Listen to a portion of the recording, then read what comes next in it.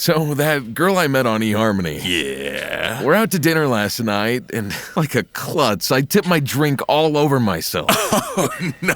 And it's all down my shirt, a horrible stain, so embarrassing. And you'll never guess. What? She smiles, picks up her drink, spills it all over her top. So now we're... No way. Amazing, right? At eHarmony, you'll find someone you can be yourself with. Get who gets you on eHarmony. Sign up for eHarmony today. You've heard of leaky gut before. Is it really a real thing, or is it just a marketing term? Is it a gimmick?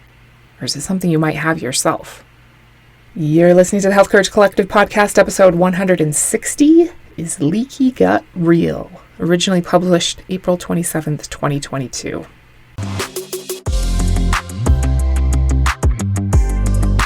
Welcome to the Health Courage Collective podcast, the show for women who are too busy to slog through hours of generalized, inapplicable, and often contradictory health information, but too smart to ignore that a few minutes of focused attention now can prevent years of suffering in the future. I'm your host, Christina Hackett, a pharmacist who doesn't want you to live on prescriptions, a certified coach specifically trained to maximize your potential, and a compulsive learner obsessed with preventative, cutting-edge, holistic, and integrative medicine. I'm on a mission to increase your physical and mental resilience so you can fearlessly look forward to your next 40-plus limitless years. Your time is now. Let's go. Hello, and how are you today? Thank you so much for being here. How was your truth procedure? Did you try it? Did it work? Were you able to get rid of a bad habit or mannerism? Did you download the free MP3 file so that you can do it again in the future? I think it's so fun to have some tools to try out to make some advancements forward in your life. Some of them you'll like better than others, and that's okay. That's a good one with like a 50-year track record. If you missed it and have an issue or habit you'd like to be rid of, you can go back and check it out to give it a try. Today, we're going to talk about whether leaky gut is a real thing. I can save you 20 minutes and tell you the answer. Yes. There, done. We need one of those easy buttons from Staples. Do you remember those? I had a friend at work that had one once, and it was surprisingly fun to hit it. That was easy. If you'd like to know more about leaky gut, listen on, because you probably have some degree of leakiness in your gut, even though you're smart and you make good health choices. Wikipedia has a pretty concise and what I would consider to be general consensus type definition of leaky gut. Here's what it says. Quote, leaky gut syndrome is a hypothetical, medically unrecognized condition. Unlike the scientific phenomenon of increased intestinal permeability, leaky gut claims for the existence of leaky gut syndrome as a distinct medical condition come mostly from nutritionists and practitioners of alternative medicine. Proponents claim that a leaky gut causes chronic inflammation throughout the body that results in a wide range of conditions, including chronic fatigue syndrome, rheumatoid arthritis, lupus, migraines, multiple sclerosis, and autism. As of 2021, there is little evidence to support this hypothesis. Stephen Barrett has described leaky gut syndrome as a fad diagnosis and says that its proponents use the alleged condition as an opportunity to sell a number of alternative health remedies, including diets, herbal preparations, and dietary supplements. In 2009, Seth Kalichman wrote that some pseudoscientists claim that the passage of proteins through a leaky gut is the cause of autism. Claims have been made that a leaky gut may cause autism, but the evidence is weak and what evidence exists is conflicting. End quote. Okay, hypothetical, medically unrecognized fad diagnosis. That sounds about right. I would guess that if you were to discuss leaky gut with most doctors, they would roll their eyes behind your back. I'm never a fan of doing that, but I am a fan of skepticism, especially if the only information you're getting is from someone who's trying to sell you something. It's good to look at traditional or conservative perspectives and also to be open to some unconventional ideas. While a lot of many people may poo-poo the idea of leaky gut, get it? Most holistic and alternative practitioners know that it's a big piece of the general healthscape. Is that a word? I feel like it should be. The overall health of our modern society. Did you ever play Red Rover in elementary school? That was a fun one. I've never asked my kids if they've played Red Rover. I wonder if it's still a thing or if it's too violent or something. I have some good memories of Red Rover and having a hurt arm from holding on tight enough to prevent a breakthrough, or a hurt stomach from coming in hot to a pair of hand holders that surprised me by preventing my breakthrough. If you're not familiar with it, Red Rover is a game where you line up 2 rows of kids facing each other like, 20 yards apart or something. They all hold hands in a line, and one row decides on the name of a kid from the other row, and then they swing their held hands and chant, Red Rover, send Christina right over. Then that kid has to leave their line and run at the other line and try to break through the chain by running through 2 kids' held hands. It's kind of like a game of chicken. Red Rover strategy involves calling over the most timid kid who's less likely to plow into you like a linebacker, or if you're the running kid, to choose the space on either side of the most timid hand-holding kid in the chain to increase your likelihood of breaking through. Sound familiar? Red Rover. Good times. A good Red Rover team holds tight to each other and doesn't let anyone through. Your intestines are lined with a single layer of mucosal cells called enterocytes. 1 layer. That's pretty tiny.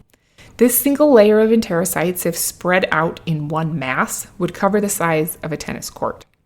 They are supposed to be locked tightly together to prevent anything from escaping or entering. There are immune cells, which are white blood cells, in that lining that are the border control agents who are prepared to attack if an invader gets through. Actually, 60% of the immune cells in your entire body are in your gut lining. So, it's a very important job. Permeability of the gut wall is often called gut wall integrity or just intestinal permeability. I like those 2 terms better than leaky gut because they don't sound quite so gross. Anyway, as your digested food comes along your intestinal tract in the form of fatty acids from fat, amino acids from protein, and sugar molecules from carbohydrates, those enterocytes bite off a single molecule and pass it through their body, through the actual cell structure, into the portal vein or lymphatic systems, so it can eventually be used to generate energy or build muscle or make cell membranes or hormones or whatever. It's fabulous. Problems come along when those cells aren't so tight anymore. The Red Rover team isn't holding hands as tightly, and invaders can start to just wander through in between the guards who were supposed to be maintaining the border. This is intestinal permeability or leaky gut. Microscopic spaces between cells that allow molecules to sneak into the bloodstream or lymphatic fluid that would not have been granted access if those tight junctions were actually as tight as they should be. So, you ate that stuff on purpose. Why does it matter if it gets into your body? Isn't that why you ate it? Well, things need to stay in their own areas for everything to work together, and when foreign invaders enter into your bloodstream or lymphatic system, your patrolling immune cells, those white blood cells, go on high alert. Foreign invaders are breaching the border. Reinforcements in the form of cytokines and inflammatory hormones are called to the scene to destroy, clean, and repair. This inflammation is awesome when we have an injury or infection. It is the healing process in action. We want it to work that way. It's supposed to work that way. The problem is that as long as those tight junctions are not as tight as they should be, we've got what should be rarely used emergency responders being called to the scene all day, every day. And the result is chronic inflammation. I'm sure you know that chronic inflammation, even at pretty low levels, is bad news. Chronic inflammation is the cause of Alzheimer's, cancer, diabetes, heart disease, autoimmune disease, obesity, chronic pain, even depression. It's the main accelerator of the aging process. We don't mind getting chronologically older and experientially wiser, but there is no reason to speed up the development of diseases and infirmities. And that's precisely what inflammation does.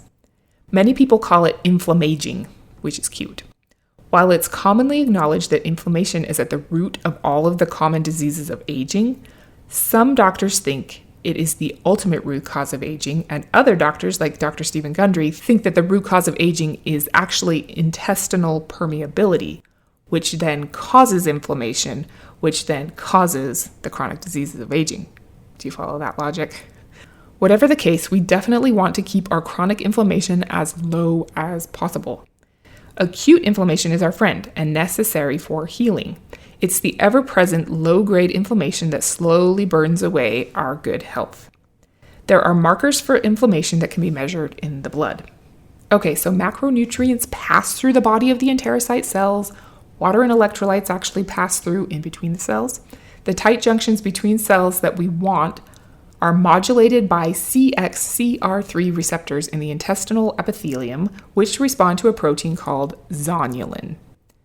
Zonulin opens up those tight junctions, allowing bigger stuff to pass through the gut wall. Zonulin can be measured in your blood, and it has been definitively associated with the development of celiac disease and type 1 diabetes, which is super interesting, but also associated with the chronic diseases of aging like type 2 diabetes and all autoimmune diseases. Having high zonulin is not a good sign, but it can be influenced, so that's a good thing. One of the main activators of zonulin is a glycoprotein called gliadin that's found in wheat. According to our same friend, Wikipedia, and other sources, quote, gliadin activates zonulin in all people who eat gluten, irrespective of any autoimmunity. This leads to increased intestinal permeability to macromolecules, end quote.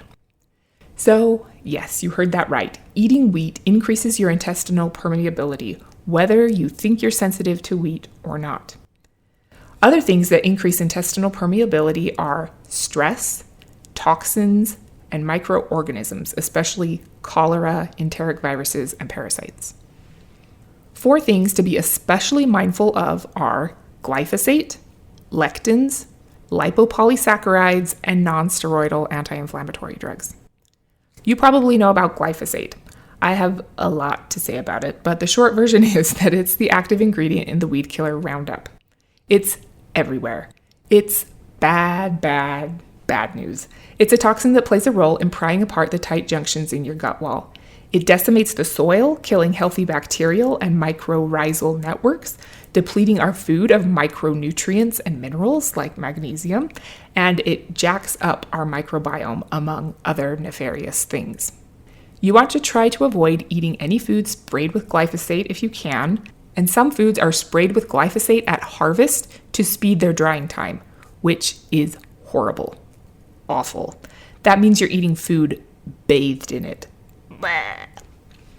I heard that a long time ago and always thought wheat was the most likely to be dried that way. If you had asked me a few weeks ago which food has the highest levels of glyphosate, I would have said flour. But I just learned that the food highest in glyphosate is... Dun dun dun. Do you have a guess? Do you even like guessing games? I wish I were hanging out with you in person and I could throw out a prize to whoever shouts out the answer. It's hummus. I was surprised by that, but garbanzo beans or chickpeas and lentils are 2 of the crops most commonly sprayed with Roundup at harvest time to speed up their drying. Ugh. 2 things you would normally think of as healthy. So make the extra effort to get organic hummus, garbanzo beans, and lentils. Okay, I'm trying to rein it in here and not go on a rant, but one more quick thing. Bayer bought Monsanto, so they now own Roundup and all the Roundup-ready GMO seeds. I thought this was totally weird because Monsanto has been pretty publicly vilified in the past few years, and rightly so. But I just learned that it's because Bayer wants to look like a hero by publicly phasing out Roundup because it has developed a new weed killer and new GMO crops to go along with it, called Liberty, or glufosinate, and it's most likely going to be worse than Roundup. Oh my gosh. Okay, moving on. Lectins. Lectins are carbohydrate-binding proteins found in lots of food, especially legumes and grains. Plants produce lectins as a defense mechanism against being eaten. They're resistant to some enzymes. I was always a little curious why the paleo diet people said not to eat any beans. I thought, if a caveman had the option, he would eat beans, right? The answer is because legumes, including peanuts, have lectins. I still think a caveman would eat beans, but anyway, lectins. Some are more dangerous than others. The deadly poison ricin is a lectin. One of the most insidious and damaging lectins is wheat germ agglutinin. So in my view, avoiding the lectins in wheat is much more important than the lectins in cooked legumes. Lectins can open the tight junctions between cells by stimulating zonulin. We don't want this. I think you'd be perfectly healthy if you never ate any legumes or grains again. But the good news is that most lectins, especially those in beans, are mostly destroyed by cooking. The remaining lectins might get bound by the mucus in your digestive tract. Lectins love to bind to the sugars in mucus, so if you have adequate mucus in your mouth, esophagus, and gut lining, they can bind up lectins before they activate zonulin to increase the permeability of your intestinal wall. The problem is that most people have a short supply of protective mucus in their gut wall. If you eat a lot of grains and legumes, that mucus is constantly getting used up, binding to lectins, and then the additional lectins are free to activate zonulin and open up those tight junctions. So we want to limit our consumption of lectins, especially wheat germ agglutinin, and be more vigilant about it if we have any autoimmune or inflammatory conditions. Another problem is that the lectins can be harmful to our microbiome. The more lectins from grain we eat, the more likely we might be causing problems to our gut buddy friendly bacteria. Next, let's talk about lipopolysaccharides. These are large molecules that exist on the cell membranes of gram-negative bacteria, which are very common in the GI tract. They don't break the tight junctions, but they're one of the main things that might sneak through once the junctions are no longer so tight. You don't want anything breaching the border, and entire bacteria would be much worse.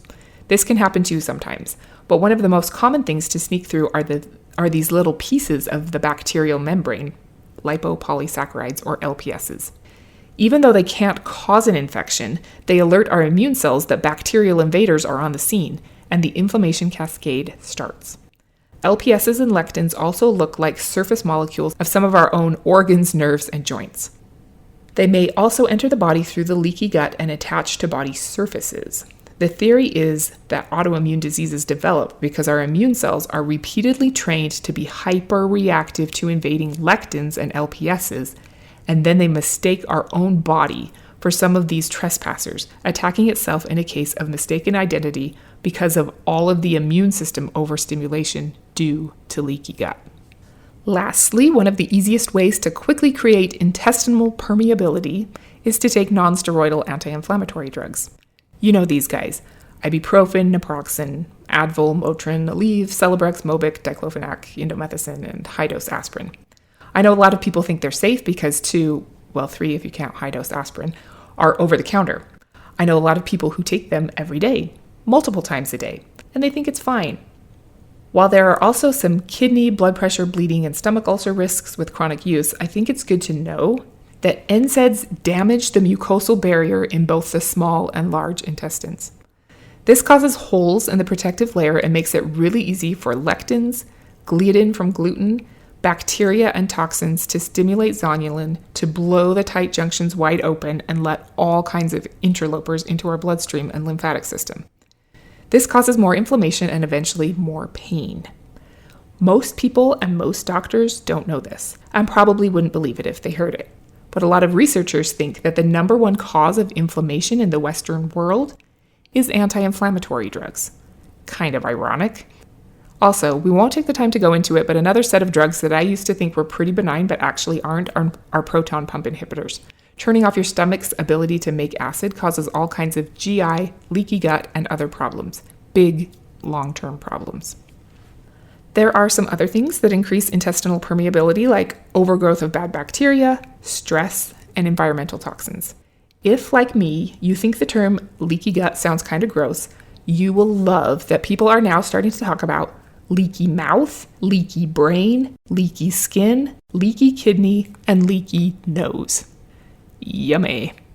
All of those have to do with our natural barriers being breached, and they're kind of all wrapped up in our natural flora or friendly microbes being disrupted. All of them cause inflammation and inflammaging. Here's our next guessing game. What would you want your prize to be? Some glutamine, maybe? What percentage of the population do you think leading intestinal permeability and other alternative medicine doctors think have some degree of leaky gut? The answer is 100%. even among people who don't eat any wheat. So I think the lesson here is to be aware of the concept of intestinal permeability and evaluate to what degree you think you might have it. I know it's hard to know. If you have an autoimmune condition, I think it would be worth it to get your zonulin level tested, and if it's high, to come up with a strategy of how to lower it through food. Different food. The best way to maintain the integrity of your gut wall is to eat fewer lectins, especially wheat germ agglutinin. Fewer grains is better, especially wheat. It's also very important to be a good hostess to your friendly gut bacteria.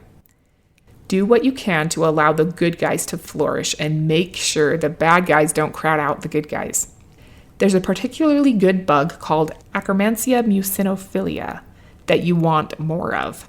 You can't get it as a supplement, but you'll have more of it if you eat foods high in polyphenols and prebiotics, like pomegranate, cranberry, green tea, and whole grapes. You want Akkermansia for a few reasons, one of which is that it signals to your body to make more protective mucus, which helps maintain the gut wall. People with more Akkermansia have less obesity, less diabetes, less heart disease, and less overall inflammation. Other probiotic strains like E. coli Niciol 1917, Lactobacillus ramosis, Lactobacillus reuteri, and Ficobacterium prasnitzi have all been shown to improve gut wall integrity. Glutamine is an amino acid needed to maintain good gut wall function. If you are low on it for some reason, which would be really hard to know, it would be good to make sure you're getting enough glutamine.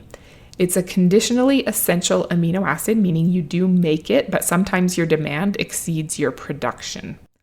Signs of glutamine deficiency are all the classic symptoms of irritable bowel syndrome. So if you have any of those, I think an experimental trial of glutamine is worth it to see if it helps.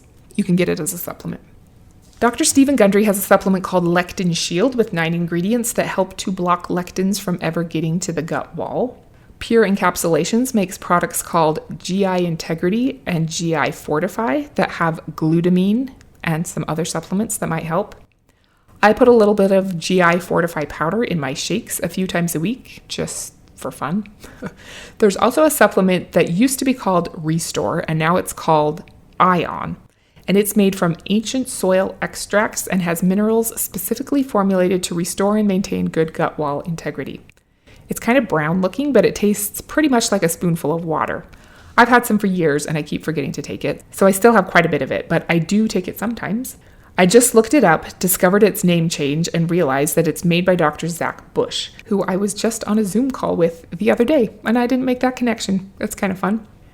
Just in case you think it's interesting, there's a drug called Larazotide, currently in clinical trials, that is a zonulin receptor antagonist meant to reduce intestinal permeability in people with celiac disease. Intestinal permeability is an issue to some degree for most people in the Western world. Now that you know more about it, I hope you're prepared to decide what, if anything, you want to do about it. There are lots of options, and they're just that, not requirements or standards to be upheld or things to stress you out. Just tools that you can choose to use or not. Always be careful and smart when researching supplements, and watch out for groups trying to ride the wave of so-called fad diagnoses like leaky gut, if their only goal is to sell you something. Having good gut wall integrity is important. Keeping your inflammation down is huge for overall health and longevity. We don't want chronic inflammation even at a low level. Fixing gut wall integrity really can reduce and eliminate inflammation and autoimmune diseases. I'll put a link in the show notes to a study showing that purposeful correction of gut wall integrity with a lectin-free diet and supplemental pre- and probiotics and polyphenols resulted in 93% of patients having complete resolution of autoimmune markers in 9 months. That's huge, and it's among patients with different kinds of autoimmune diseases. Even if you don't have any kind of autoimmunity, you still want to keep your inflammaging down so that you're able to show up as your best self and make a difference in the world for decades to come. Thank you so much for taking the time to be with me today. I don't take it lightly, and I hope you found something useful. Next week, we're going to talk about getting the rug pulled out from under you. Until then, keep your tight junctions tight and don't be normal. Thank you so much for tuning into the Health Courage Collective podcast. I am truly honored that you have paid me the enormous compliment of your time and attention. I would be so grateful if you would share this podcast with someone you know and subscribe so you never miss an episode. This podcast is for entertainment and information purposes only. Statements and views on this podcast are not medical advice. This podcast, including Christina Hackett and producers, disclaim responsibility for any possible adverse events by use of information contained herein. If you think you have a medical problem, consult a licensed physician. So, that girl I met on eHarmony. Yeah. We're out to dinner last night, and like a klutz, I tipped my drink all over myself. Oh, no. And it's all down my shirt, a horrible stain, so embarrassing. And you'll never guess. What? She smiles, picks up her drink, spills it all over her top. So now we're... No way. Amazing, right? At eHarmony, you'll find someone you can be yourself with. Get who gets you on eHarmony. Sign up for eHarmony today.